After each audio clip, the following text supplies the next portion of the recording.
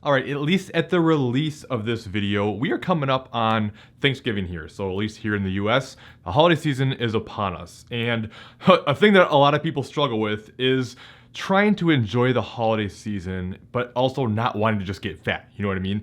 And the thing you really need to understand is you can't get fat from just one day of eating, right? Even a few days of eating. So if you're enjoying Thanksgiving, if you're enjoying Christmas, New Year's Eve, whatever it may be, right? These days aren't gonna make or break anything. What's gonna cause you to gain a lot of weight is just basically going into effort mode and saying, well, I can't be on track anyways, what's the point? And then just going crazy for the next 2 months and completely undoing all your hard work. And this is why you hear me talk about the all or nothing mentality so much, because it's just an absolute killer. But anyway, as far as the holidays go, this is why you hear me talk about, even in the later stages of summer, that's a good time to start a reverse diet, start getting your calories up, start improving your hormones, your metabolism, and get you into a good place so when this season comes, your metabolism's humming along, you can enjoy all this extra food, your body can handle it better, your food focus isn't so bad, it just makes it much easier to control. However, that's done and gone at this point, all right? If you haven't started your reverse, it's too late to reverse into the holidays at this point, it's here. But it's just something to keep in mind for next year because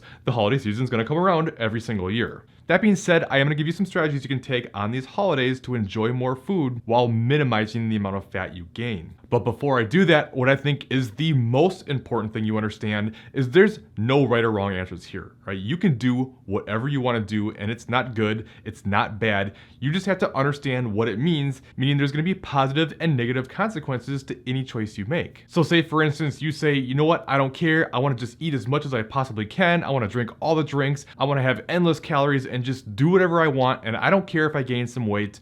That's fine. They're like, there's nothing wrong with that. Do that. But then you can't be mad afterwards when you actually gain weight because of it, right? You made that choice. Be okay with it. On the flip side, maybe you're gonna say, you know what? I'm making really good progress here. I wanna stay on track. I'm enjoying the results I'm getting. I don't wanna go backwards at all. I wanna stick to things. I'm gonna continue to track my macros and I'm just not gonna be able to enjoy extra food and extra fun. That's fine too. There's nothing wrong with that. But then you can't sit around and pout and be mad that you don't get to be more flexible and have more things you would like, right? You made that choice. Be okay with it. Now, with all that being said, I think there's a balance between those two that's gonna be better for most people. There's a couple different options here. Personally, I typically recommend not worrying about tracking on a holiday, all right? It's time to be with family, maybe friends. It's time to focus on things that are more important in life and not be so hyper-focused on, okay, how much am I eating and trying to stay within your macros and things like that. So in that case, don't track, that's fine, but just because you're off plan doesn't mean that you need to binge your face endlessly and continue to stuff yourself even past being full just because your diet starts again tomorrow, right? That's the type of behavior you typically want to avoid for the most part. So it's like, eat what you want, don't restrict, don't continue to go nuts after you're full, and just enjoy the day. But another option would be if you do want to still track, again, there's no right or wrong answers here. Maybe you just increase your calories a bit so you allow yourself a little extra flexibility, right? Don't track macros, just track calories. And this allows you to be more flexible with your choices and allows you to enjoy some more foods that you normally wouldn't be able to eat while still keeping you relatively on track and minimizing the amount of fat you're gonna gain from that day. But you need to keep in mind too, you're not gonna gain a lot of fat from one day of eating. It's just not gonna happen. I don't care how much you eat, right? You're not gonna gain 10 pounds of fat in one day. You might see a large increase on the scale the next day or the next couple days because you're bloated, holding more glycogen, probably had a lot more sodium than usual, having a lot of water retention. You're gonna see a spike on the scale, but always remember that scale weight and body fat are not one of the same. And keeping in mind that a pound of fat is roughly 3,500 calories. It's more complex than that, but that's a good equation to just kind of get a general idea. So if you think about it this way, say your maintenance calories were 2,500 for the day, all right? You ate 6,000 calories. Okay, you might have gained 1 pound of body fat, or like 1 pound. What is that going to do for you? Are you really going to, 5 years from now, be worried about what you weighed in December of 2020? Of course not. It's not going to matter in the grand scheme of things. You have a day, maybe you ate more than you were supposed to or that you even wanted to, no big deal.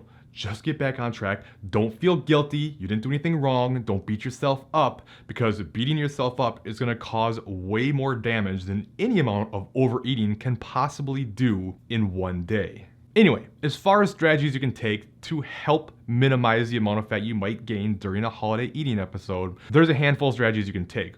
One is if you're going out for a meal, if you're going over to somebody's house or whatever it may be, and you know you're gonna have a big meal later, maybe fasting earlier in the morning is a good idea, right? You're just not gonna eat breakfast like you normally would, and you're just gonna wait until you get there and you're really gonna enjoy what you want. And that's gonna kind of like bank up some calories and allow you to enjoy more food while having less calories. Keep in mind, everyone's a little different here. Some people do that and it helps because they'll end up eating less calories throughout the day.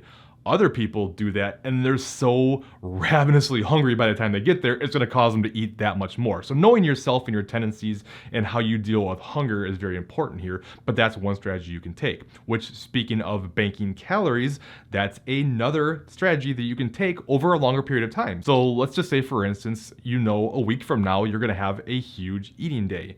You can bank up some calories. Maybe take away 100, 200 calories per day until you get to that day. So if you took away 200 calories every day for the next 6 days, that's going to allow you for an extra 1,200 calories that you normally wouldn't have, to allow you for more freedom and flexibility. That doesn't mean you have to track. It just means that that is banked. Whether you track or not, you're going to have less total calories throughout those 7 days. So that can be a strategy that can be helpful as well. Another strategy you can take is make sure you eat a good protein source with each meal. All right, you can still have whatever you want here, but if you have a good protein source, like at Thanksgiving, you're gonna have that turkey, that's gonna help you feel fuller and not want to overeat as much because protein is very filling. Whereas if you're just eating a bunch of pie and candy and whatever else, that's not gonna help you feel very full at all and probably gonna lead you to eat more and more, which again, if you don't mind, you don't care, that's fine. But protein can help keep your calories down a bit. Now, one of the most overlooked strategies that I don't think anybody really talks about, like I almost never hear anyone say this, which I think is really helpful when it comes to a day like Thanksgiving or Christmas or whatever holiday it may be, and that is, don't eat what you don't want. Like, don't eat what you don't like. Just because it's there doesn't mean you have to eat it. So like, so many people will have all these different foods around and they just keep piling it on their plate. Like, they don't really even necessarily like the food that's coming their way, but because it's there, they're just gonna eat it. Like, why do that? That's just extra calories. You're not even enjoying it. You might as well enjoy more of the foods that you actually do like. And throughout the course of the day, you're actually probably gonna eat less calories because you're not including all the stuff that you don't even want. And then while I already kind of touched on this a little bit, I think it's important to say anyway, and that is, if you're full, stop eating, right? Just because the food's there, right? It kind of ties into the last one. Just because it's there doesn't mean you have to eat it. This usually goes back to that all or nothing mindset. That usually goes back to having very restrictive eating habits. You feel like you shouldn't or can't have these foods, and therefore, because they're there, you want to get them in while you can, because starting tomorrow, you can't have them again. This is why developing a healthy relationship with food and not looking at excluding foods, but learning how to have an inclusive diet and not looking at foods as good or bad is so important, not just for overall happiness, but your long-term results as well. But again, if you want to, it's okay. Like, you can do whatever the hell you want on that day, right? Do what you want, eat what you want, just be okay with that and understand what it means and no beating yourself up. Now, the big fear that many people have, especially when I talk about learning how to include foods that you enjoy into your diet, is, well, these bad foods are gonna store as more body fat and therefore I shouldn't eat them. However, I want you to check out this top video next that covers things like complex versus simple carbs and how it may not make as big a difference as you think, if even at all, looking at some scientific research and what it says. So make sure you check out that video next. If you have any questions, leave them in the comments below, and happy holidays.